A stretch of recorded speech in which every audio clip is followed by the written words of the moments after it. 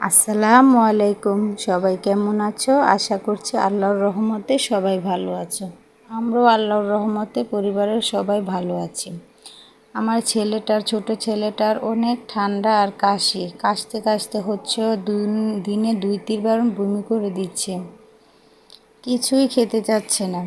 ডাক্তারের ওষুধ তো খাওয়াচ্ছি, তার সাথে হচ্ছে গিয়ে আমার আম্মা বলতেছে তুলসী পাতার রস সাথে আরও অন্য উপকরণ দিয়ে একটা ওষুধ তৈরি করতে, ওইটা খাওয়ালে নাকি বাচ্চার সর্দি কাশি অনেকটাই কমে যাবে। তোমরাও এটা করে দেখতে পারো। আমার বাচ্চারও ভালো ফলাফল পেয়েছি, তাই ভাবলাম তোমাদেরকেও দেখাই। বাচ্চার যে কষ্ট যে কীরকম, মায়েদের যে কীরকম খারাপ লাগে সেটা একমাত্র মাই বলতে পারবে। তোমরা এটা করে খাওয়িয়ে দেখতে পারো, অনেক উপকার পাবে। আমি অনেক উপকার পেয়েছি। এটা হচ্ছে তুলসী পাতা। এই পাতাটা 1 মুঠের মতো নিয়ে নিবে। নিয়ে নেবার পরে তারপর দেখো আমি আর কি নিয়েছি। এটা হচ্ছে তুলসী পাতার সাথে এটা হচ্ছে বাসক পাতা। এই পাতাটা হচ্ছে কাশির জন্য অনেক উপকার। তুলসী পাতাটা হচ্ছে ঠান্ডার জন্য। আমি হচ্ছে বাসক পাতা নিয়েছি, তুলসী পাতা নিয়েছি। এগুলো হচ্ছে আমি ছেঁচে নেব। আমার কাছে আদা ছিল না। তোমাদের কাছে যদি আদা থাকে অল্প 1 চিমটি আদা সাথে নিয়ে ছেঁচে নিবে। তারপর হচ্ছে আমি ছেঁচে নিয়ে রসটা নিব।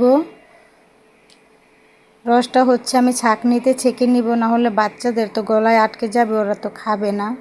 তাই আমি ভালো করে চিপড়ে রসটা নিয়ে নিচ্ছি ছেঁকে। সাথে হচ্ছে মধু দিয়ে দিবে। আমার কাছে হচ্ছে অনেক আগে তোমার ভাইয়ার এক বন্ধু দিয়েছে। এটা হচ্ছে কালো জিরার মধু। মধুটাও কালো। এই মধুটাও অনেক উপকার ঠান্ডার জন্য। এখানে আমি এই মধুটা তো অনেক ঘন, সেই কারণে 1 চামচ দিলাম না, এর থেকে একটু কম দিলাম।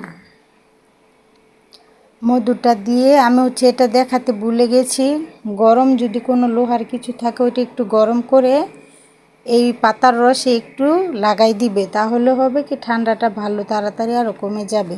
তারপর ওই দেখো আমার ছোটো বোনের ছেলেকে খাওয়ালাম, সুন্দর করে খেললো, কিন্তু আমার ছেলেটা দেখো খেতেই চাচ্ছে না, কীরকম করতেছে। তারপরে জোর করে হচ্ছে আমি খাওয়াই দিলাম।